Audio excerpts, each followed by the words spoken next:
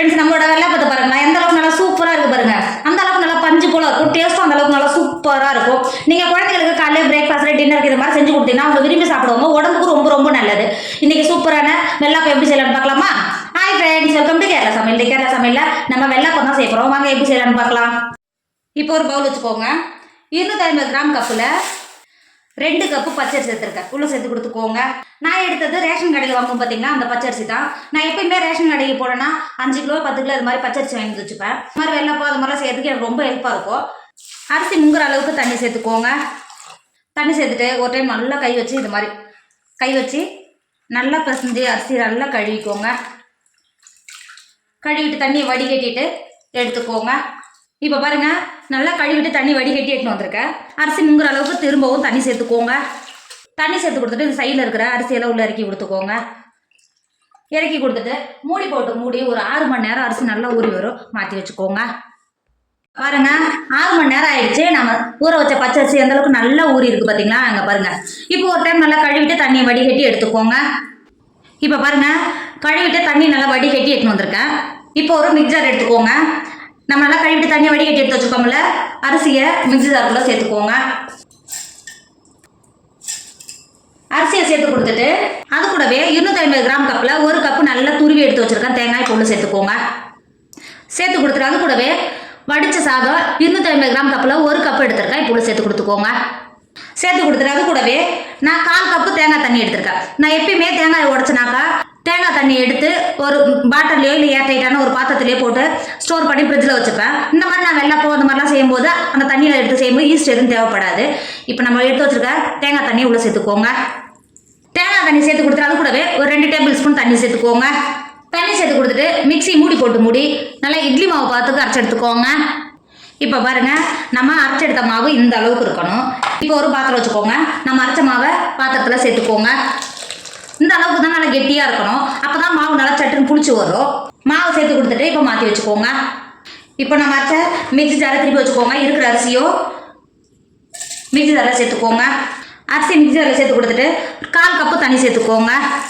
தண்ணி சேர்த்து கொடுத்துட்டு மிக்ஸி மூடி நல்லா அரைச்சி எடுத்துக்கோங்க. அரைச்சி எடுத்த மாவோட சேர்த்துக்கோங்க. சேர்த்து கொடுத்துட்டு அது கூடவே ஒரு டேபிள் ஸ்பூன் உப்பு சேர்த்துக்கோங்க. உப்பு சேர்த்துட்டு இது மாதிரி நல்லா கை வச்சு கலந்து கொடுத்துக்கோங்க.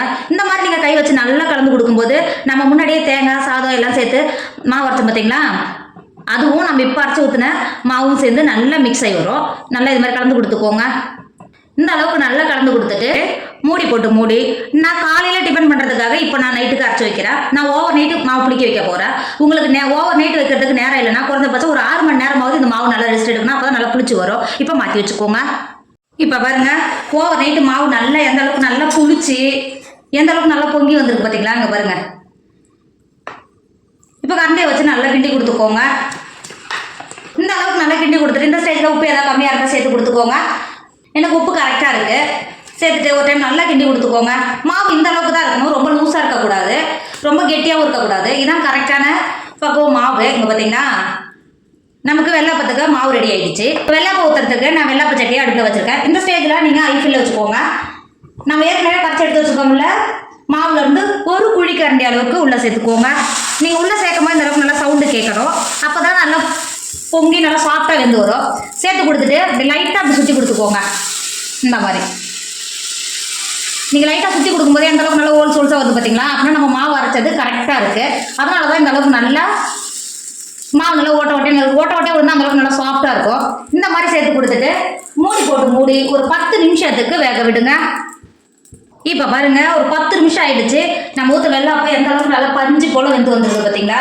இங்கே பாருங்க, அளவுக்கு நல்லா வெந்து வந்துருக்கு பாருங்க. இந்த மாதிரி ஓட்ட வந்ததுன்னா நல்லா சாஃப்டாக இருக்கும். சாப்பிட்றதுக்கு அந்த அளவுக்கு டேஸ்ட்டு சூப்பராக இருக்கும்.